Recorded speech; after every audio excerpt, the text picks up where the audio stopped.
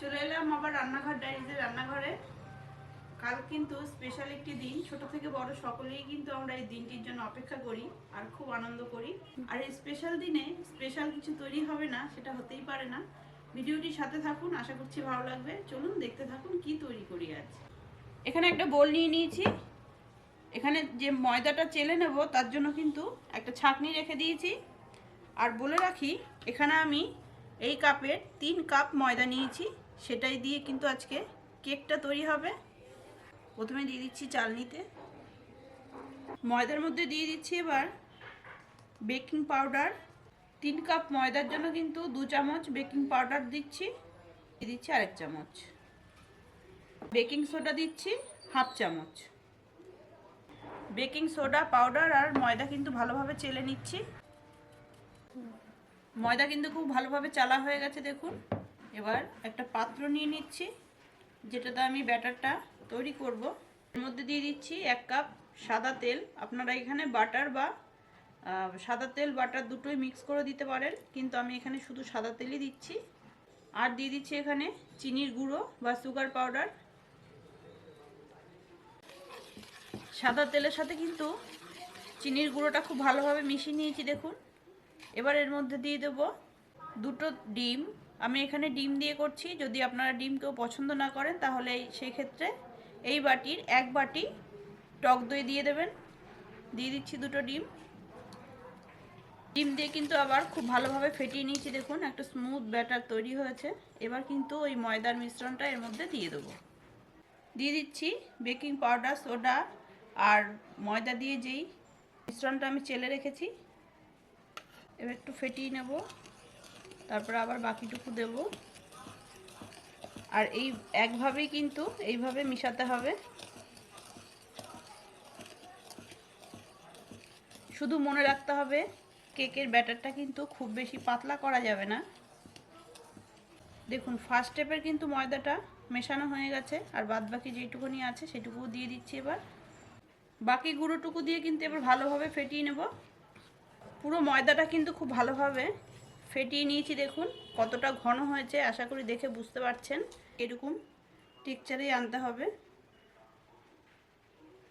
এবার এর মধ্যে কিছু ড্রাই ফ্রুট অ্যাড করব আমি। এখানে কিছু টুটি ফুটি নিয়েছি দেখুন 2 কালারের, আর এখানে একটু মোরব্বা আছে। আর টুটি ফুটিতে আমি একটু ময়দা মাখিয়ে নিচ্ছি, তাহলে কি হবে একদম নিচে পড়ে যাবে না, একদম কেকের সব জায়গায় কিন্তু এই টুটি ফুটিটা থাকবে আর খাওয়ার সময় মুখে পড়লে বেশ ভালো লাগবে। এখানে মোরব্বাটা নিয়েছি সেটা দিয়ে দিচ্ছি টুটি ফুটি। এবার আবার খুব ভালোভাবে মিক্স করে নেব। আর দিয়ে দিচ্ছি 1 চামচ মতো ভ্যানিলা এসেন্স, কারণ ডিমের গন্ধটা যাতে না আসে। আপনারা যে কোনো ফ্লেভারের এসেন্স ব্যবহার করতে পারেন। এবার কিন্তু খুব ভালোভাবে মিশিয়ে নিয়ে কেক বেক করতে বসিয়ে দেবো। কেকের জন্য ব্যাটারটা কিন্তু একদম পুরোপুরি রেডি হয়ে গেছে দেখুন কতটা টাইট হয়েছে, আশা করি দেখে বুঝতে পারছেন। ঠিক এরকম টেক্সচারই কিন্তু দরকার।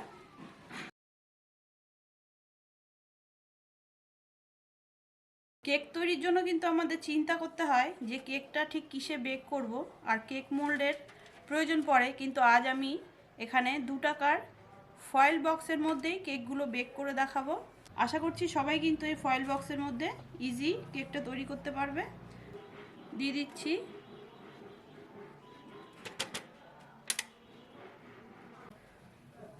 দেখুন 2টো ফয়েল বক্সের মধ্যে কিন্তু আমি কেক ব্যাটারটা একদম ভালোভাবে নিয়ে নিয়েছি।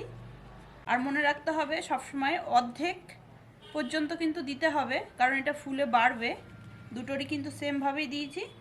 এবার ওপর থেকে একটু গার্নিশিং করব, তার জন্য দিয়ে দিচ্ছি প্রথমে চেরি।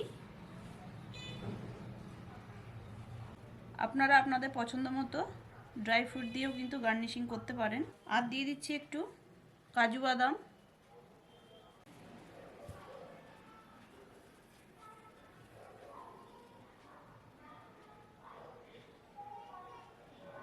কেক দুটো কিন্তু একদম সুন্দরভাবে গার্নিশিং করে নিয়েছি দেখুন কতটা দেখতে ভালো লাগছে। এবার কিন্তু বেক করতে বসিয়ে দেব। এপাশে কিন্তু একটা কড়াই একদম গরম করতে বসিয়ে দিয়েছি 5 মিনিটের জন্য ফ্রি হিটে।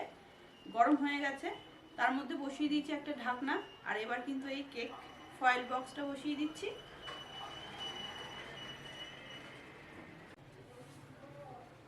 এবার কিন্তু ঢেকে দেবো। কেকটা কিন্তু লো ফ্লেমে বেক করতে হবে। 20 থেকে 25 মিনিটের মধ্যে কিন্তু কেক একদম পারফেক্ট রেডি হয়ে যাবে। চলুন তাহলে দেখা হচ্ছে 20 থেকে 25 মিনিট পর। 25 মিনিট পর কিন্তু ফিরে এলাম, ঢাকনাটা খুলছি। দেখুন, দেখতেই পাচ্ছেন কেকটা কিন্তু একদম পুরোপুরি বেক হয়ে গেছে। এবার ঠান্ডা করে আপনাদের দেখুন কেক দুটো কিন্তু একদম প্রপার রেডি হয়ে গেছে। কতটা সুন্দর লাগছে দেখতে, আশা করি দেখে বুঝতে পারছেন। তৈরি হয়ে গেল আমাদের ফ্রুট ভ্যানিলা কেক। আশা করছি কেক দুটো দেখে যতটা ভালো লেগেছে তার জন্য কিন্তু অবশ্যই একটা কমেন্ট করবেন ঠিক কেমন লাগলো। আর এটা আপনারা ডিমোল্ডও করতে পারেন বা এভাবেই পিস পিস করে কেটে খেতেও পারেন বা কাউকে পরিবেশন করেও দিতে পারেন। কেক মোল্ড ছাড়াও যে এত সুন্দর কেক তৈরি করা যায়, আশা করছি ভিডিওটা আপনাদের ভালো লেগেছে। যদি ভিডিওটা ভালো লাগে তো রান্নাঘর ডায়েরি চ্যানেলটি সাবস্ক্রাইব করবেন আর লাইক অবশ্যই করবেন আর প্রচুর প্রচুর করে শেয়ার করে দেবেন। দেখা হচ্ছে এরকমই মজাদার নিত্য নতুন রেসিপির সাথে নেক্সট ভিডিওতে।